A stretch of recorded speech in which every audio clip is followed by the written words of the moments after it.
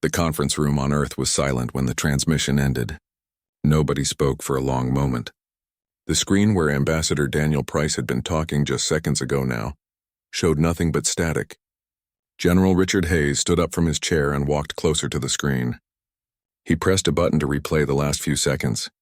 Daniel's face appeared again, talking about finally getting a meeting with the council leaders, and then the screen went dark. Something was wrong. Communications with the diplomatic team never just cut off like this. The systems had multiple backups, and the signal was supposed to be impossible to block. Richard felt a cold weight settle in his stomach.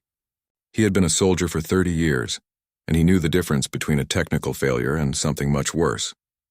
Commander Lisa Grant was already moving before anyone gave her orders. She ran from the conference room to the docking bay where her ship waited. The Valiant was a destroyer, fast and well-armed, and it could reach the last known position of Daniel's shuttle in 6 hours. Lisa had been Daniel's friend since the academy. They had studied together, graduated together, and now he was out there somewhere and the transmission was gone. The Valiant jumped to faster than light speed within 20 minutes. Lisa stood on the bridge and watched the stars blur past. Her crew was efficient and quiet. They all knew something bad had happened. The diplomatic mission to the Galactic Council had been humanity's best chance at joining the larger community of spacefaring species. For 15 years, Earth had been trying to prove they were civilized enough, peaceful enough, advanced enough. Daniel had believed in that mission with everything he had. When the Valiant dropped back into normal space at the coordinates, Lisa saw the shuttle immediately. It floated in the darkness, intact and undamaged. The hull showed no signs of weapons fire or collision. Every light was off. Lisa ordered a full scan, and the results made her blood run cold. No life signs, no power. The shuttle was completely dead, but there were no bodies inside. 12 people had been on that vessel, including Daniel. Now it was empty. Lisa sent a team over in suits to search the shuttle manually. They found nothing. The crew quarters were neat and organized. Food was still in the storage units. Personal items were in the cabins. It looked like everyone had simply vanished in the middle of their normal routines. But the ship's computer had been wiped clean. Every file, every log, every record was gone. Someone had erased everything. The science officer found something, though. Trace elements of energy weapons on the hull. Very faint, but definitely there. The signature matched Corvathian technology. The Corvathians were the military arm of the Galactic Council, the ones who enforced council law across known space. Lisa recorded everything and sent it back to Earth with a priority signal. Earth responded immediately. The government sent formal questions to the Council. Where was Ambassador Price? What had happened to his crew? Why was his shuttle empty? And why were there weapon signatures on it? The Council replied 3 days later with a message that said they had no information about any incident. They suggested the shuttle might have suffered a technical failure. They offered sympathies if the crew was lost. Lisa read that message and wanted to put her fist through the screen. She had found weapon traces. The logs had been deliberately erased. This was not a technical failure. This was something much darker. She sent her evidence again, demanding a real investigation. The Council responded with more delays and more empty words about checking their records. Back on Earth, President Helen Clark called an emergency session of the United Nations. She was a woman who had led her country through economic collapse and 3 regional conflicts. She did not accept lies easily. She stood before the assembly and spoke in a voice that was calm, but carried an edge like a knife. The Galactic Council had taken humanity's representative and made him disappear. They had done it deliberately, and now they were pretending nothing had happened. Earth had tried diplomacy for 15 years. Earth had sent scientists and peacemakers and negotiators. Every time they had been told to wait, to prove themselves more, to be patient. The vote happened within an hour. Every nation agreed. If the Council would not respond to diplomatic requests, they would respond to something else. Something they could not ignore or dismiss. President Clark signed the order and sent it to Admiral Richard Hayes. The Third Fleet would deploy to Council space. Not to start a war, but to demand answers. Humanity would not let its people vanish without consequences. Richard read his orders in his office overlooking the orbital shipyards. Through the window he could see dozens of warships being prepared. The Independence was the largest, a battle carrier that could launch 200 fighters and carried enough weapons to fight an entire fleet. Around it were destroyers, cruisers, frigates, and support vessels. 57 ships in total. It was the largest military force humanity had ever assembled in one place. He thought about Daniel Price. They had met only once, at a reception years ago. Daniel had been passionate about peaceful contact with alien species. He believed humanity could learn from others and contribute to a larger community. Richard had listened politely, but privately he had his doubts. He had been a soldier too long. He knew how power worked in the universe. The strong took what they wanted, and the weak suffered unless they could defend themselves. Now Daniel was gone, and Richard was being sent to get answers. He suited up and took a shuttle to the Independence. The crew was already aboard and preparing for departure. Captain Kevin Morris met him at the airlock. Kevin was young for a ship captain, but he had earned his position in combat against pirates in the Belt. He knew his ship and he knew his people. The Third Fleet launched from Earth orbit in a formation that would have impressed any military analyst. Every ship knew its position. Every crew had trained for this moment. They jumped to faster than light speed together, moving through quantum space toward the heart of Council territory. They would arrive at Proxima Secundus, the capital world, in 3 days. Richard stood on the bridge of the Independence and thought about what was coming. The Council had never been challenged like this. They considered themselves the legitimate authority in the galaxy. They had maintained peace for 300 years through diplomacy, and when that failed, through their military forces. The Corvathians were considered the best warriors in known space. Their ships were fast and deadly. Their soldiers were trained from childhood. But Richard had something the Council did not expect. He had humans, people who had survived wars on their own planet that were more brutal than anything the Council had seen, people who had colonized hostile worlds and fought in environments that would kill most species in minutes. People who did not give up and did not forget their own.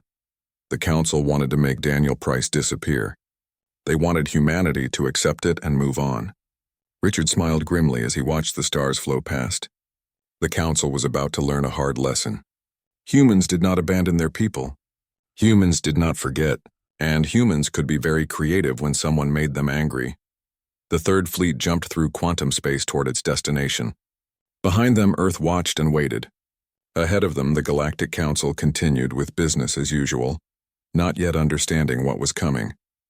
They had silenced one messenger. Now they would meet the soldiers instead, and soldiers spoke a language that everyone understood.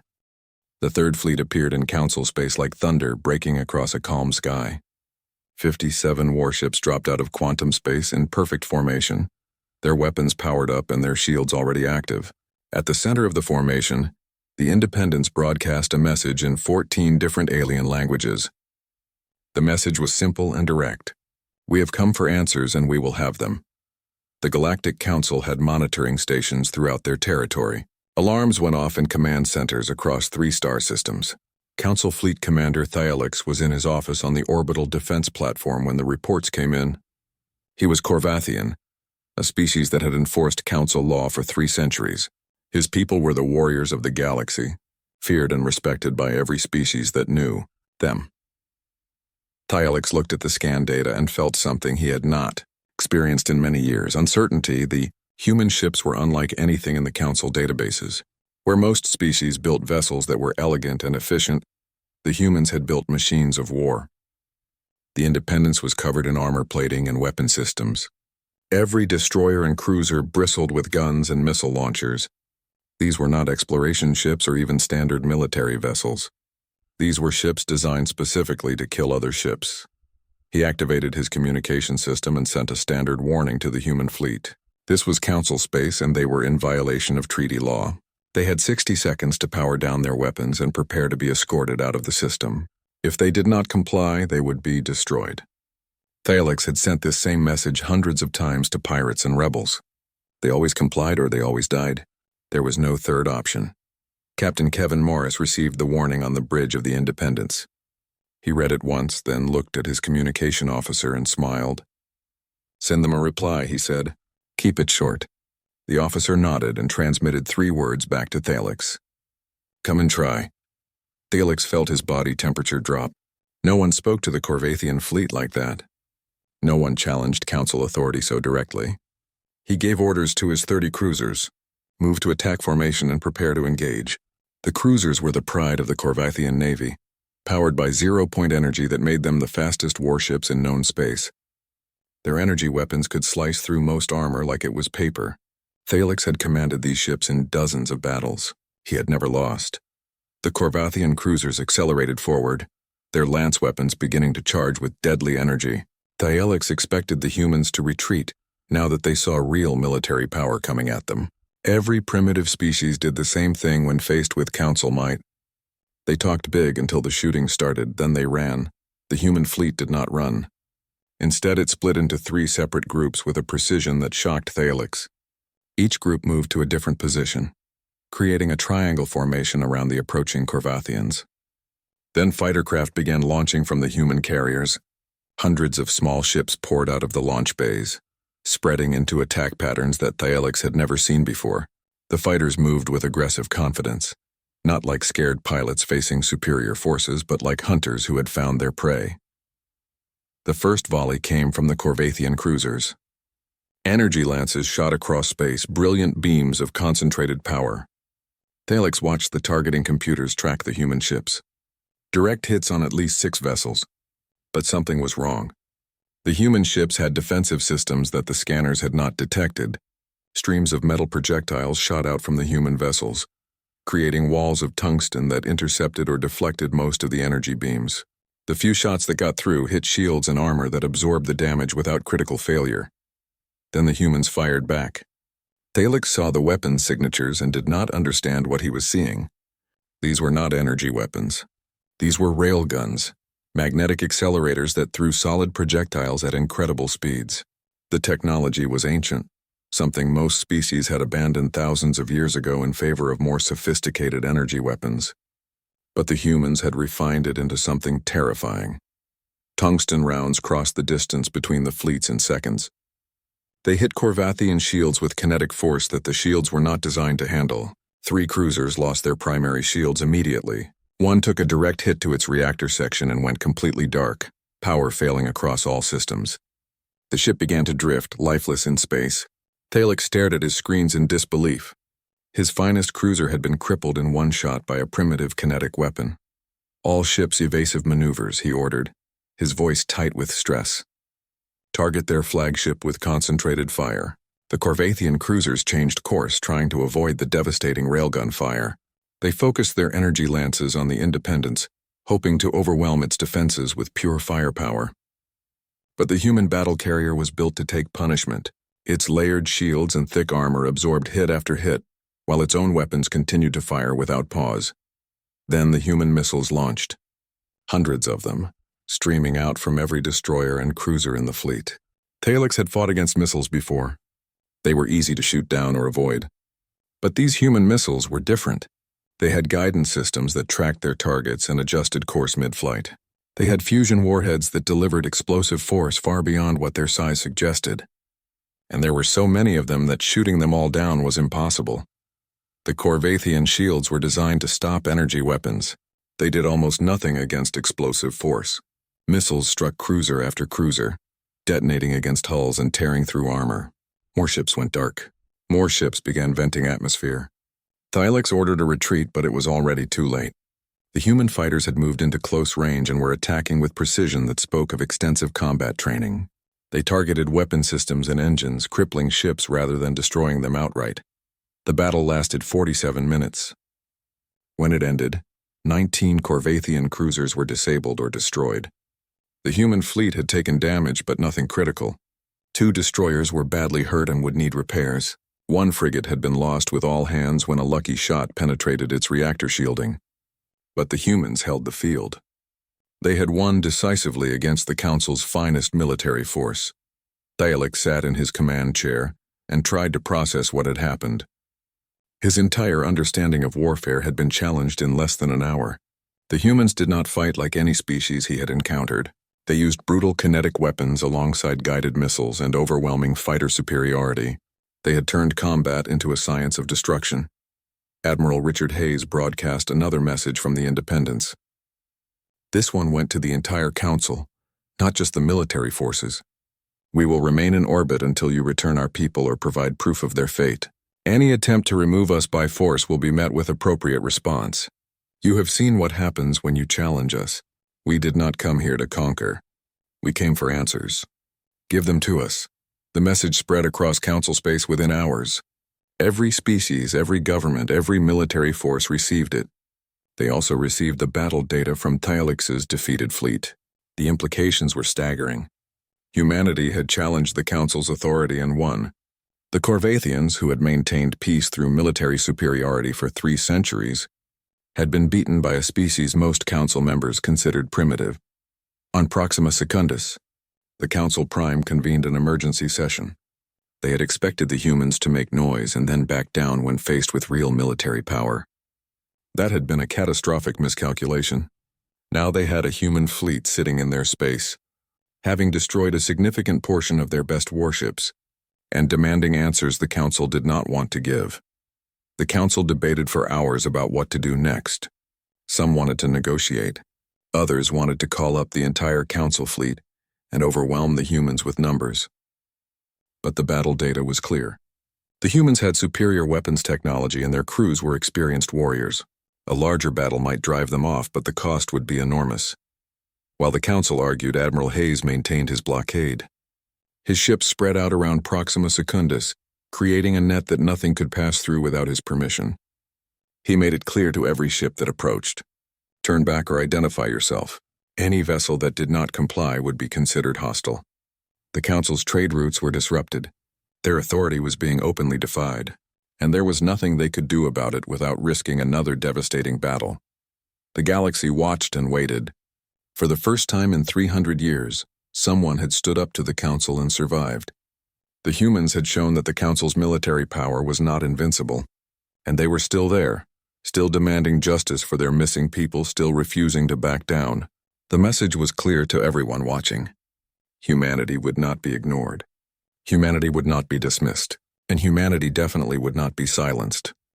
The Council Prime deliberated for 3 days while the human fleet maintained its position around Proxima Secundus. Ships trying to enter or leave the system were turned back by human patrols. Trade was disrupted. The Council's authority was being publicly challenged and they needed to reassert control. They decided to take the human embassy on the planet's surface as leverage. They expected it to be an easy target with only a handful of security personnel inside. Lieutenant Jake Peterson had been expecting this move for days. He was a Marine with 8 years of service, most of it spent in combat zones across the outer colonies. He had 43 Marines under his command, all veterans who knew how to fight and how to win. When the Corvathian troops began surrounding the embassy, Jake was already in position with his people spread throughout the building in carefully planned defensive positions. The embassy had been built to look like a diplomatic facility, but Jake and his Marines had spent the last 6 months turning it into a fortress. They had reinforced walls, created overlapping fields of fire, and dug tunnels under the building that connected to the city's maintenance systems. If the Corvathians wanted to take this building, they were going to pay for every meter. Commander Krexal led 200 Corvathian soldiers to the embassy. He was a veteran of countless operations, and he expected this to be routine. The building was surrounded. His troops wore powered armor that made them stronger and faster than any unaugmented soldier. Their plasma rifles could melt through steel. This would be over quickly.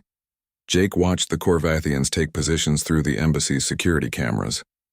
He activated the communication system and sent a message to Krexal. "You have 1 chance to withdraw. After that, we consider it an act of war." His voice was calm and professional. He was not trying to intimidate anyone. He was simply stating facts. Krexal laughed when he heard the message. The audacity of these humans was almost amusing.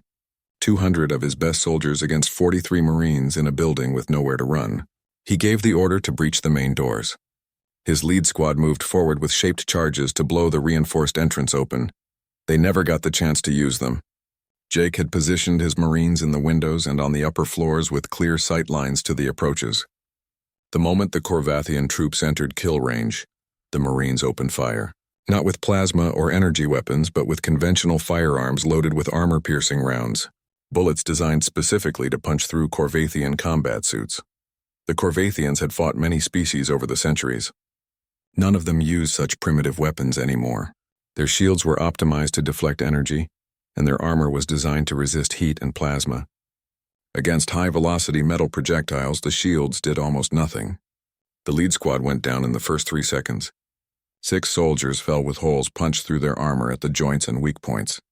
Krexall immediately ordered his troops to take cover. This was not going according to plan. He called for heavy weapons and plasma cannons were brought forward. If the humans wanted to hide in their building, he would simply melt the building down around them. The plasma cannons charged up and fired, brilliant streams of superheated matter that struck the embassy's upper floors. The building's facade melted. Walls collapsed. Fire spread through the upper levels. But when Krexall's troops moved forward to secure the ruins, they found nothing. No bodies, no Marines. The humans had already evacuated to the lower levels. Jake had anticipated the plasma cannons and prepared for them. His people were already moving through the tunnels they had excavated, emerging behind Korvathian lines. Marines hit supply depots in quick raids. They destroyed communication relays. They attacked from unexpected angles and disappeared before the Korvathians could respond. Jake had studied Korvathian tactics for months. He knew how they thought and how they fought. He used that knowledge to make them chase shadows while his people struck at vulnerable targets. Corporal Nina Hayes led a 4-person team through the maintenance tunnels to a Korvathian ammunition dump. They planted explosives and were gone before the guards knew anyone had been there. The dump exploded 20 minutes later, destroying supplies meant to sustain a week-long siege. Sergeant Alex Cole took another team and cut the power lines to the Korvathian command post. Suddenly, Krexall was fighting in the dark, his coordination disrupted. The battle lasted 6 hours. Krexall threw everything he had at the embassy, but the building's lower levels were too well fortified, and the tunnels gave the Marines too many options. Every time he thought he had them pinned down, they would appear somewhere else. His casualties mounted steadily. Soldiers fell to sniper fire or ambushes or booby traps the Marines had prepared. Finally, the Council Prime ordered a ceasefire. This had turned into a disaster. 200 elite soldiers had been unable to capture or kill 43 Marines. The humans had lost only 4 people while inflicting casualties at a rate of nearly 7 to 1. The footage was being broadcast across the galaxy. Every species could see that the mighty Korvathian military was being embarrassed by a small group of human warriors. Jake received the ceasefire order from Admiral Hayes. He gathered his surviving Marines in the embassy's command center. They were tired and covered in dust, but their eyes were bright with the satisfaction of a job well done. Jake read out the names of the 4 Marines they had lost. Corporal Nina Hayes, who had died when the ammunition dump explosion was bigger than expected. Sergeant Alex Cole, killed by plasma fire while covering his team's retreat. Private Danny Wright and Lance Corporal Sam Baker, both lost holding a tunnel entrance so the rest could escape. Admiral Hayes contacted Jake personally from the Independence. Lieutenant Peterson, the Council is requesting negotiations. They want us to withdraw from the embassy immediately. Jake's response was immediate. With respect, sir, we are not going anywhere until we get answers about Ambassador Price. Hayes smiled even though Jake could not see it. That is exactly what I told them. You and your people did outstanding work down there. We just did our job, sir, Jake replied. Marines do not leave their people behind. The Council was learning that lesson the hard way. They had tried to use force against the embassy thinking it would be easy. Instead, they had been handed another humiliating defeat. The humans were not just good at space combat. They were exceptional ground fighters who understood urban warfare and small unit tactics better than species with centuries more military experience. On Proxima Secundus, the Korvathian military was facing serious questions from their own government. How had 200 elite soldiers failed to take one building defended by 43 enemies? How had the humans known exactly where to strike and when? The answers were uncomfortable. The humans had prepared thoroughly. They had studied their enemies. They had trained for exactly this scenario. And when the fighting started, they had executed their plans with brutal efficiency. The Council Prime convened again to discuss options. Some members wanted to continue the fight, but the military commanders were now advising caution. The humans had defeated them in space and on the ground. Any further confrontation would result in more losses. The cost was becoming too high. But admitting defeat publicly would undermine the Council's authority across the entire galaxy. While the Council debated, Word began spreading through the underground networks on Proxima Secundus. The Tarn species, a minor member of the Council with little political power, had been watching events unfold with great interest. They had seen what the Council did to Ambassador Price and his crew. They had witnessed the betrayal and the cover-up, and they had quietly rescued one member of the diplomatic team, keeping her hidden in the Undercity for months. Dr. Vera Santos had been the xenobiologist on Ambassador Price's mission. She was supposed to be dead or imprisoned with the rest of the crew. Instead, she was alive, sheltered by Tarn families who believed the Council had gone too far. Vera had been waiting for the right moment to reveal herself. With human warships in orbit and Marines holding the embassy, that moment had arrived. She sent out a signal using an old communication method that most species had forgotten. Morse code, transmitted through the city's power grid in a pattern that only humans would recognize. Human. Alive. Need extraction. The signal repeated every hour, buried in the background noise of the city's electrical systems. Vera hoped someone would notice. She had been hiding for too long. Captain Lucy Barnes commanded the Wraith, a special operations ship designed for covert missions. Her job was intelligence gathering, and she had been monitoring Proxima Secundus since the fleet arrived. When her systems picked up the Morse code signal, she immediately recognized it for what it was. A human survivor reaching out. She assembled her best team within minutes. 12 operators armed with stealth technology and weapons designed for close-quarters combat. They would go down to the planet, find Dr. Santos, and bring her home. The extraction pod dropped through the atmosphere like a meteor, using the planet's magnetic field to mask its signature from Council sensors. The team hit the ground in the Undercity and moved quickly to the coordinates Vera had transmitted. The Tarn who had sheltered her guided the operators through maintenance tunnels, staying ahead of Council security forces that we. Dr. Vera Santos sat in the medical bay of the Independence and told Admiral Hayes everything she knew. Her voice was steady despite the exhaustion that showed in her face. Ambassador Daniel Price and the rest of the diplomatic team were not dead. They were alive, imprisoned in a black site facility on the moon orbiting Corvath Prime. The Council had not killed them because Daniel had discovered something they desperately wanted to keep secret. For decades, the Council had been stealing from the species under their protection. Resources, technology, wealth, all of it funneled into the accounts of Council members who preached unity and cooperation while enriching themselves. Daniel had found proof. Financial records that showed trillions of credits moving through shell corporations. Communication logs between Council members discussing how to hide their crimes. Testimony from whistleblowers who had been silenced or disappeared. The Council Prime had ordered Daniel and his entire team imprisoned the moment they realized what he had discovered. They wiped the shuttle's computers and scattered false information about technical failures. They planned to keep the humans locked away forever, or arrange accidents that would leave no witnesses. The Council gambled that Earth would eventually accept the loss and move on. They had not expected humanity to send warships. Hayes listened to every word and felt cold anger settle into his bones. The Council had not just made diplomats disappear. They had attacked the very idea of honest negotiation. They had proven that their talk of peace and cooperation was a lie built on corruption and violence. He immediately transmitted Vera's testimony back to Earth and simultaneously broadcast it across every open communication channel in Council space. The effect was immediate and devastating. Within hours, billions of beings across hundreds of worlds were watching Vera's testimony. She spoke calmly and provided evidence to support every claim. Financial records appeared on screens showing the flow of stolen wealth. Communications between Council members discussing their crimes played for anyone to hear. Minor species that had trusted the Council began demanding investigations. On Earth, President Helen Clark addressed the galaxy from her office. Her voice carried the weight of righteous anger that comes from betrayal. The Galactic Council stands accused of corruption, conspiracy, and attempted murder of diplomatic representatives. We demand the immediate release of Ambassador Price and his crew. We demand full accountability for those responsible. Humanity will not be silenced. We will not be intimidated. We will not leave until justice is served. The Council was fracturing under the pressure. Several species formally withdrew their support and called for investigations into Council activities on their own worlds.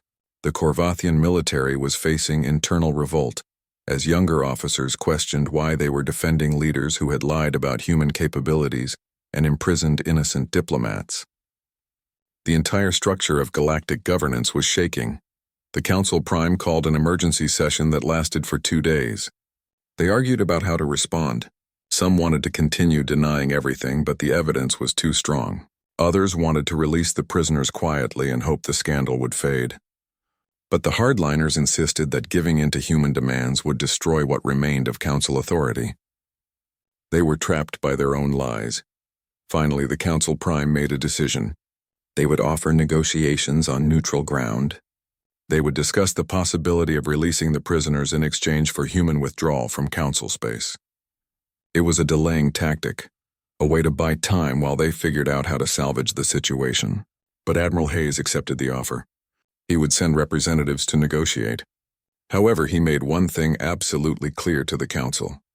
The Third Fleet was not going anywhere, and if his negotiators did not return safely, there would be consequences that would make the previous battles look like minor skirmishes. The neutral station was maintained by non-aligned worlds, species that had chosen not to join the Council. It orbited a star on the edge of explored space, far from any military installations. Admiral Hayes led the human delegation personally, bringing Captain Kevin Morris, Lieutenant Jake Peterson, and Dr. Vera Santos with him. Facing them across a conference table was the Council Prime and representatives from the major Council species. The atmosphere in the room was tense enough to cut with a knife. The Council Prime was a being of crystalline structure, their body refracting light in patterns that normally conveyed calm authority. Now those patterns were jagged and erratic, showing stress that their species could not hide. They began with formal greetings and attempts to establish diplomatic protocol. Hayes cut through it all with a simple statement. You have 48 hours to produce Ambassador Price and his crew, alive and unharmed. For every hour beyond that deadline, we will begin targeting Council military installations. We will not harm civilians, but we will dismantle your ability to enforce your will through violence. The Council Prime tried to argue about proportional response and galactic law. Hayes interrupted without raising his voice. You lost the privilege of lecturing us about law when you imprisoned our people for discovering your crimes. This is not a negotiation about whether you will comply. This is me telling you what will happen if you do not. For 6 hours, the Council representatives tried different approaches. They offered compensation for the diplomatic incident. Hayes refused. They threatened to call up the entire Council fleet. Hayes pointed out that the battle data showed how that would end. They appealed to reason and the greater good of galactic stability. Hayes reminded them that they had created this crisis through their own corruption and violence. Lieutenant Jake Peterson sat quietly during most of the negotiations, but his presence spoke volumes. He wore his dress uniform with the medals he had earned in combat. The Council representatives could see the 4 mourning bands on his sleeve, one for each Marine lost defending the embassy. They knew this was a man who had fought their best troops and won. They knew he would do it again without hesitation if ordered. Dr. Vera Santos provided evidence whenever the Council tried to deny specific accusations. She had memorized financial records during her months in hiding. She could quote communications word for word. Every time a Council member claimed ignorance or tried to minimize their crimes, she would calmly present facts that proved they were lying. The Council could not escape the truth she carried. As the deadline approached, the Council Prime finally capitulated. Transport ships would be dispatched to the Black Site facility immediately. The prisoners would be released and delivered to the human fleet within 24 hours. The Council had no choice. Their military forces were defeated, their authority was crumbling, and the entire galaxy was watching. If they refused now, humanity would make good on their threat, and the remaining Council military installations would be destroyed. The transport ship arrived at the Third Fleet's position exactly 23 hours after the agreement was reached. Medical personnel boarded immediately to check the prisoners. Ambassador Daniel Price was the first to step onto the Independence. He was thinner than the last time anyone had seen him, with lines of stress on his face that had not been there before. But his eyes were clear and his voice was strong when he spoke to Admiral Hayes. I hope you made them regret it, Daniel said. Hayes smiled. We did, Ambassador. We absolutely did. The rest of the crew followed Daniel aboard. All 11 of them were alive. They showed signs of imprisonment but no serious injuries. The council had kept them in reasonable conditions, probably hoping to use them as bargaining chips eventually. They had not expected humanity to respond with overwhelming military force and absolute determination. Daniel was taken to the medical bay for evaluation, but he insisted on seeing the evidence that Vera had preserved. He watched her testimony broadcast and felt satisfaction mixed with sadness. The truth was finally public. The council's crimes were exposed, but it had taken the threat of war and the deaths of 4 brave Marines to achieve it. He made a mental note to attend their memorial services when he returned to Earth. Admiral Hayes addressed the entire Third Fleet over the communication system. Ambassador Price and his crew are home. Mission accomplished. But this is not over yet. The galaxy is watching what happens next. We will remain on station until we are certain that the Council follows through on accountability. The evidence Daniel had originally gathered was now being reviewed by independent investigators from non-aligned species. The scope of the corruption was even worse than anyone had suspected. Trillions of credits stolen over decades. Entire species exploited for their resources while the Council preached fairness. Whistleblowers who had tried to expose the truth and disappeared without trace. The Council Reformation had begun, and it would reshape galactic politics for generations. 3 members of the Council Prime were forced to resign within a week. Criminal charges were filed against dozens of Council officials. The Corvathian government underwent a military coup as younger officers took control from the leadership that had led them into humiliating defeats. Species across the galaxy were demanding reparations and reforms. The entire structure that had maintained peace through intimidation was collapsing. Through it all, the Third Fleet remained in position around Prox. The Third Fleet prepared to leave Council space, but the work was not finished. Independent investigators from non-aligned species were still uncovering the depth of Council corruption. Every day brought new revelations about stolen resources, suppressed technologies, and species that had been exploited for decades. The galaxy was demanding reform, and humanity's actions had made that reform possible. Admiral Hayes stood on the bridge of the Independence and watched the final preparations. His ships had taken damage during the battles, and some repairs had been completed in orbit using supplies brought from Earth. The destroyer that had been badly hurt was now operational again, though it would need proper shipyard time when they got home. The frigate they had lost could not be replaced. 87 crew members had died when that ship went down, and Hayes had written personal letters to every family. Ambassador Daniel Price spent his time aboard the Independence writing his own reports. He documented everything he had discovered about Council corruption and everything that had happened during his imprisonment. The Black Site facility on Corvath Prime's moon had been designed to hold prisoners indefinitely without trial or record. Daniel and his crew had been kept in separate cells with minimal contact. The guards had been professional but cold, following orders without question or compassion. What bothered Daniel most was how close the Council had come to getting away with it. If humanity had been less determined or less capable militarily, he and his crew would have remained in those cells forever. The Council would have continued their corruption unchecked. The lies would have persisted. He wrote in his report that the lesson was clear. Diplomacy without strength to back it up was just begging. Humanity had learned that lesson the hard way. Lieutenant Jake Peterson was preparing to return to Earth with his remaining Marines.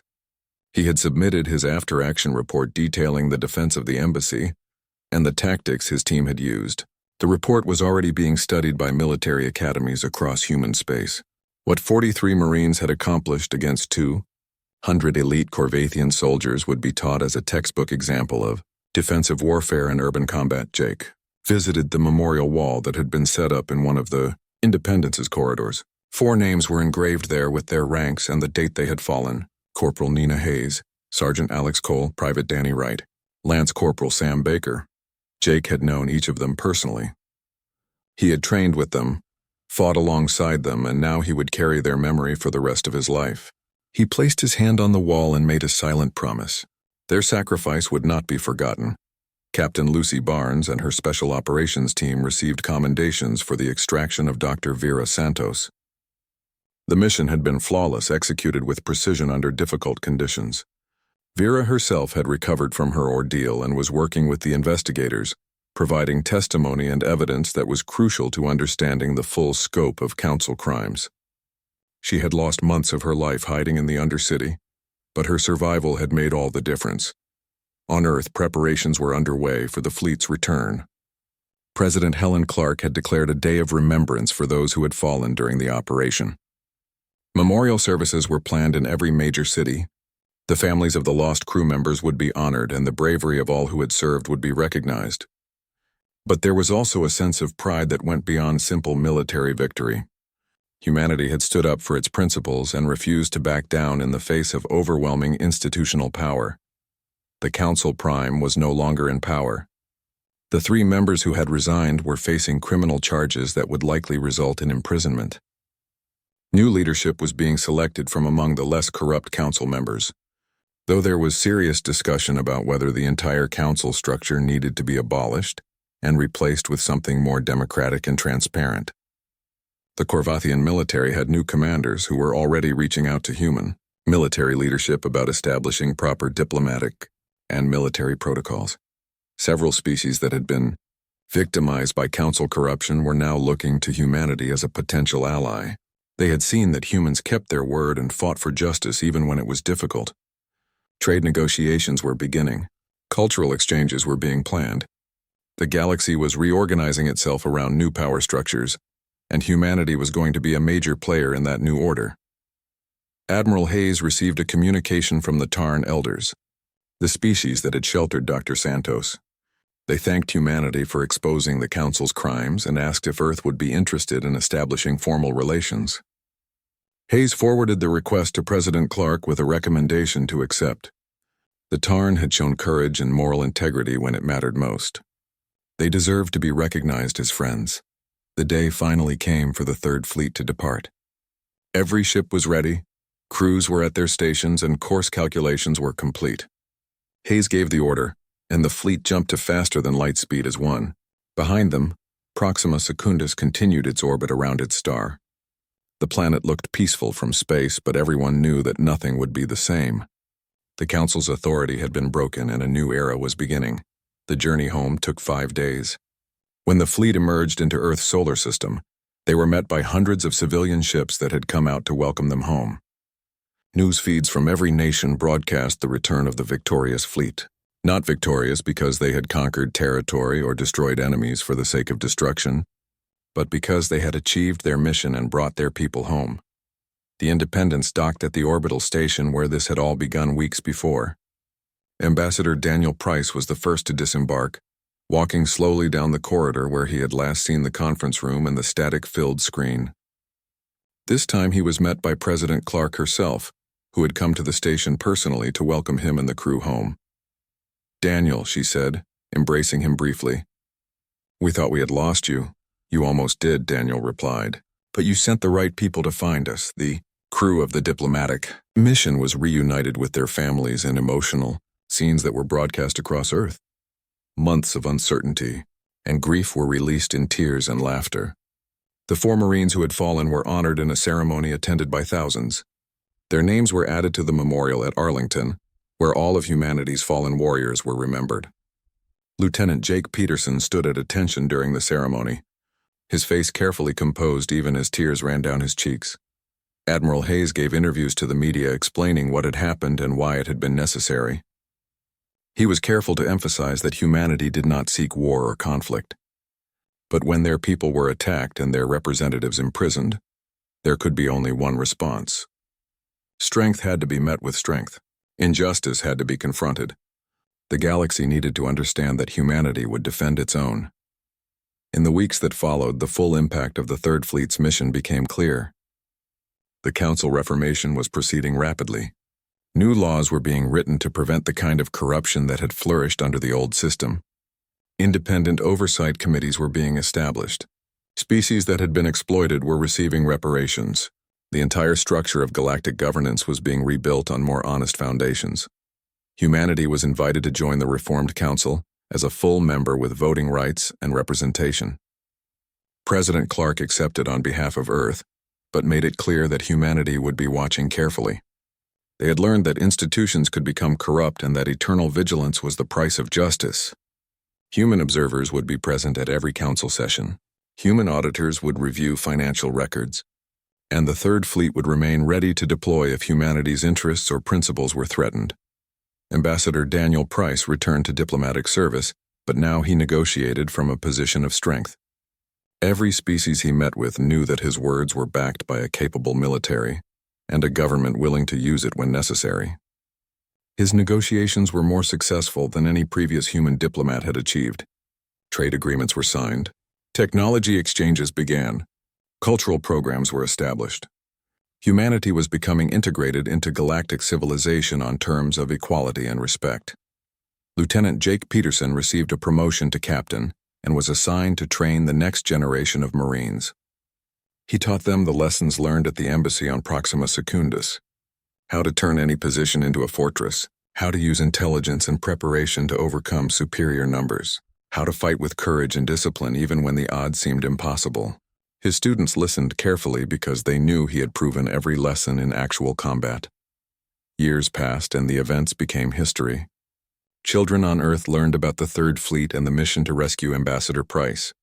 The story was told as an example of why humanity valued both peace and strength, why they believed in diplomacy, but were prepared to fight when necessary. The names of the fallen were remembered in songs and stories. The victory was celebrated not as conquest, but as justice achieved. The galaxy had tried to silence humanity's messenger. They had thought that making one diplomat disappear would teach ear.